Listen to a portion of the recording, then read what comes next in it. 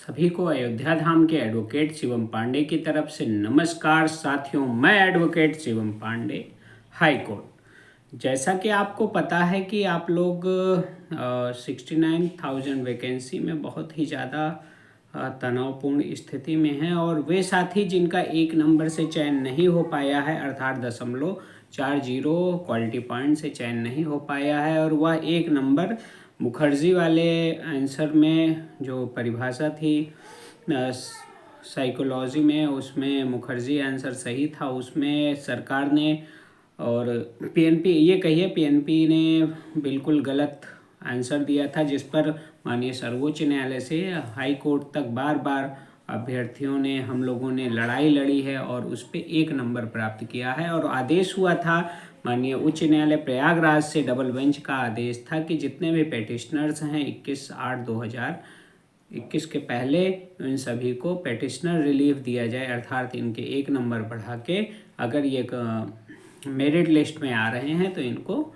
Joining दिया जाए। लेकिन सरकार ने उस आदेश की अवहेलना की, जिससे हमारे बीच के कुछ साथी सुरंगमा शुक्ला सहित लखनऊ खंडपीठ और प्रयागराज खंडपीठ में विभिन्न साथी गए हैं, और जाने के बाद कंटेम्प्ट में लगातार सुनवाई हुई। प्रयागराज बेंच में चार्ज फ्रेम भी कर दिया गया, और 2 महीने का समय दोनों सचिव द्वारा, सचिव पीएनपी और सचिव बेसिक शिक्षा परिषद द्वारा लिया गया। लेकिन अभी भी उस पर कोई विशेष कार्रवाई नहीं हो रही है। और कल ही आप लोगों ने देखा कि सुरंगमा शुक्ला के याचिका में, कंटेम्प्ट याचिका में सरकार ने फिर से एक खेल खेल दिया। सचिव ने अपने एफिडेविट में लगाया है कि हम इनके एक नंबर बढ़ा के इनको नौकरी दे रहे हैं। अब आप ये समझिए, पेटिशनर रिलीफ पर भी पेटिशनर रिलीफ, एक बार रिलीफ उनको मिल चुकी है माननीय उच्च न्यायालय डबल बेंच से, उसके बाद भी कंटेम्प्ट याचिका में कह रहे हैं हम इनको दे रहे हैं, बाकियों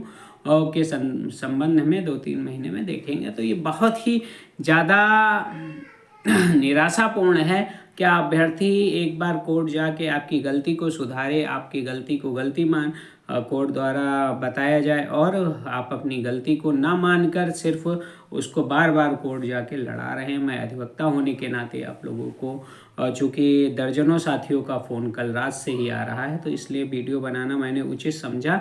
अधिवक्ता होने के नाते मैं आपको सलाह देता हूं कि अभी कंटेम्प्ट में जो साथी जाना चाहते हैं पुनः, वे थोड़ा स्थिर बने रहें, इस सप्ताह देखते रहें कि क्या कैसे हो रहा है। यदि सरकार द्वारा ऐसा कुछ किया गया कि कंटेम्प्ट में ही जो याची हैं उन्हीं के नंबर बढ़ा के नौकरी देने की बात की जाएगी, तो हम तैयार हैं, हम अपनी कंटेम्प्ट याचिका दायर कर देंगे। लेकिन अभी कुछ चीज़ें ऐसी हैं कि आप हड़बड़ा जाएंगे तो सिर्फ और सिर्फ आपको परेशानी का सामना करना पड़ेगा। कोर्ट में जाके जो है अपनी बात रखनी पड़ेगी, और हो सकता है कि जनरल ऑर्डर भी पास कर दे, क्योंकि उस एफिडेविट में लिखा भी है कि हम अन्य को 2 माह में देखते हैं, अन्य माह में मतलब अन्य को 2 माह के अंतर्गत हम करते हैं। तो चीज़ों को आप समझिए, बहुत हड़बड़ाहट में हमारे साथ कंटेम्प्ट में मत जुड़िए। मैं अधिवक्ता होने के नाते आप लोगों को यह सलाह देता हूं कि इस पूरे वीक आप इंतज़ार कीजिए। यदि सरकार द्वारा कोई ठोस निर्णय नहीं लिया गया, सिर्फ पेटिशनर्स के लिए लिया गया, तो हम